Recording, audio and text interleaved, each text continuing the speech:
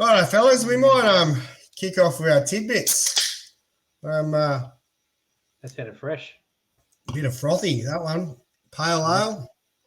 But we kick off with our tidbits. They're supported by Hawkesbury Brewing Co. down there at Lisarow. Get on down there, get yourself a beer, and go and check out the facility. It's unreal. They had a big Super Bowl show there yesterday.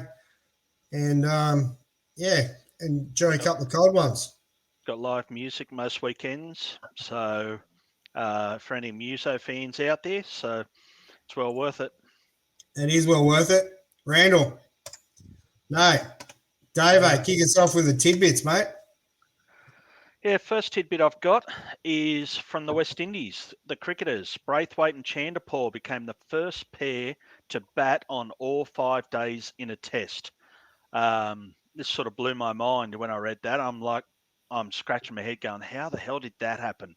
So apparently on day one, they batted in the first session. Next 2 sessions were washed out. Day 2, first session washed out. They batted in the last 2 sessions. So they both scored over 100 each.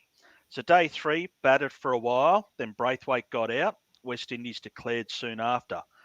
Day 4, Zimbabwe bats throughout the day, declares in the last session with a few overs remaining. So that's how they got in day 4. And day 5 continued batting from the previous day.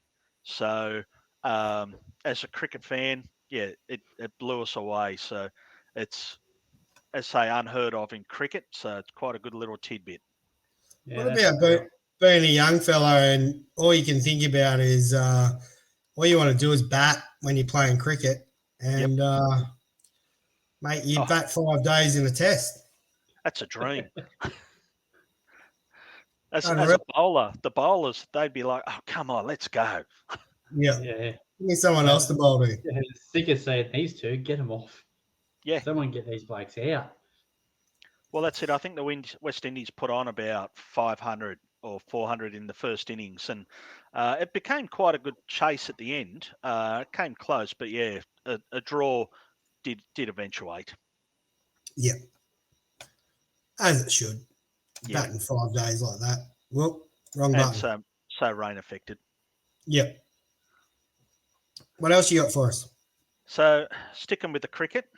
So Nathan Lyon is the only bowler in history to have bowled 30,000 deliveries in Test cricket without ever bowling a no ball. So I know all spinners shouldn't bowl no balls, but they do. But that's a pretty good effort to 30,000 deliveries and not overstep once. And you think every so often you might sort of just lose your run up or try and put too much on it and overstep. No. So yeah, Lyon, the only bowler to ever have done that. That's unreal. Yeah. There were quite a lot of deliveries. There were a lot of no balls bowled in that first test against India too, and they were a lot from spinners, which is highly unusual. Which is stupid. Yeah, it's almost a cardinal sin, isn't it? You walk up 4 steps and throw your arm over. It's like, how do you bowl a no ball? Yeah, they're not coming in off 30 paces running flat out, are they? No. Well, that's a good one. I really enjoyed that one, Davo. Yeah. 30,000 deliveries is a lifetime. Mate, Manny Ramirez is the only player in the last 80 years to register 643 RBIs in the same amount of regular season games. It's pretty crazy to think that he's the only one. That's a good number. Must be scripted, mate. Must be. A machine. What a legend. MLB must be scripting it. It says a lot about his teammates too, because you can only get RBIs when people get on base in front of you.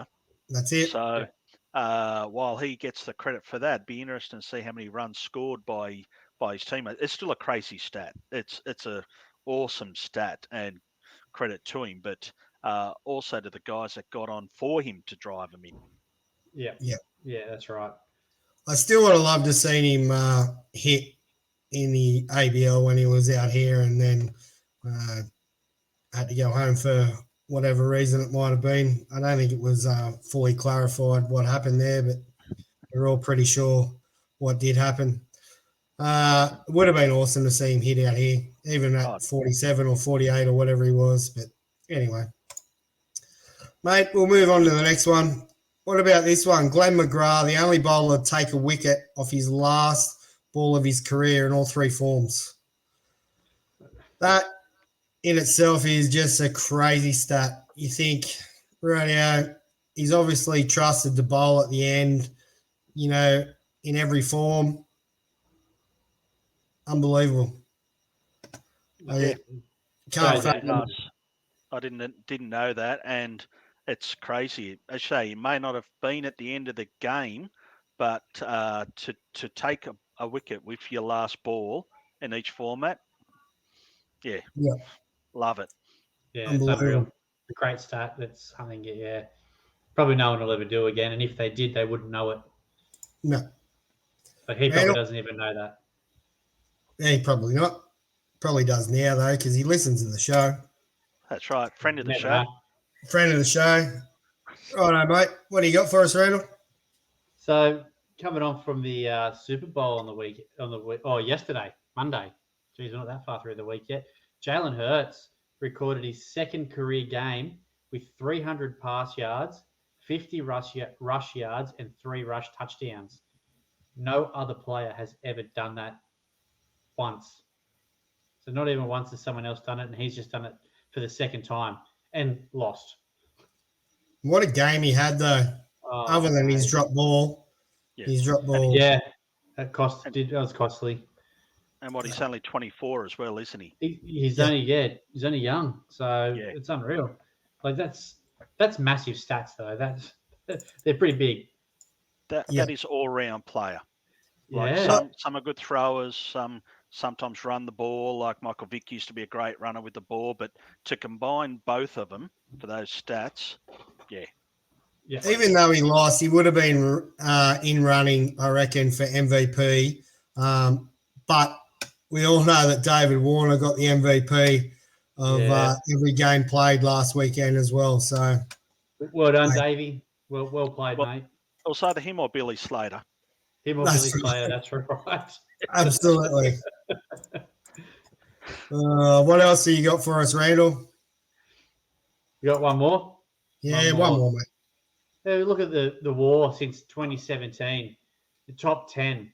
So some pretty big names up there, as you would expect. Mookie Betts with a 38.5 war, Aaron Judge with 37.5, Mike Trout with a 34.6. They're all pretty handy. You get down to number 9, the Detroit Tigers as a team. Pretty average. Team. Like not an individual player, that's as a team, 28.8 war. Yeah. And it is a tough time to be a Detroit Tigers fan. Yeah. Move the fences in. They are, aren't they, I suppose? So, I don't know what they're going to do. Hopefully Torkelson can do something for him and lift him out of some shit. But yeah, he had a pretty average year last year. I was about to say he got one of the better prospects and didn't do much with him. And that's with Miggy as well. I know Miggy's getting old, but he can still hit the ball pretty well. And Harvey Baez, he was supposed to be a bit of a saviour for him, but didn't do a whole lot. So he started pretty hot, Harvey, and then just nothing. Mm. Anyway. Yeah. Anyway, that's our tidbits. Sponsored by Hawkesbury Brewing Co.